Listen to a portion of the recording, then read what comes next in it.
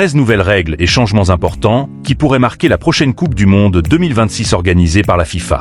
Certaines règles sont déjà confirmées, tandis que d'autres sont encore en discussion mais pourraient transformer le football moderne. 1. 48 équipes au lieu de 32. La Coupe du Monde passera de 32 à 48 équipes.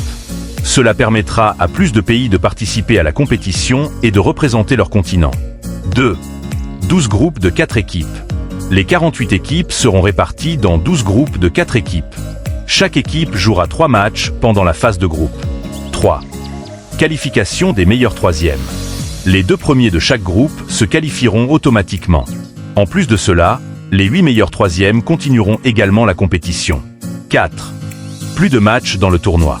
Avec plus d'équipes, le nombre total de matchs passera d'environ 64 à plus de 100. Cela signifie un tournoi plus long et plus de spectacles pour les supporters. Si vous aimez les analyses et les actualités du football, pensez à vous abonner à la chaîne pour ne pas manquer les prochaines vidéos. 5. Organisation dans 3 pays. La Coupe du Monde sera organisée conjointement par États-Unis, Canada, Mexique. C'est la première fois que 3 pays organisent ensemble une Coupe du Monde. 6. Pause d'hydratation pendant les matchs.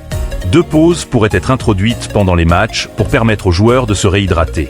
Cela vise à protéger la santé des joueurs, surtout dans des conditions climatiques difficiles. 7. Utilisation plus large du VAR. La VAR pourrait intervenir dans davantage de situations afin d'aider les arbitres à prendre les décisions les plus justes. 8. Explication des décisions de l'arbitre. Après une vérification du VAR, l'arbitre pourrait expliquer sa décision au micro du stade. Cela permettrait aux spectateurs de mieux comprendre les décisions arbitrales. 9. Introduction possible du carton bleu. Le carton bleu est une sanction temporaire. 10.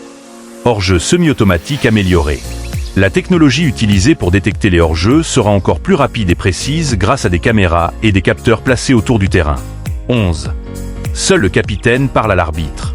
Pour réduire les protestations, seul le capitaine de l'équipe pourra discuter avec l'arbitre lors des décisions importantes. 12.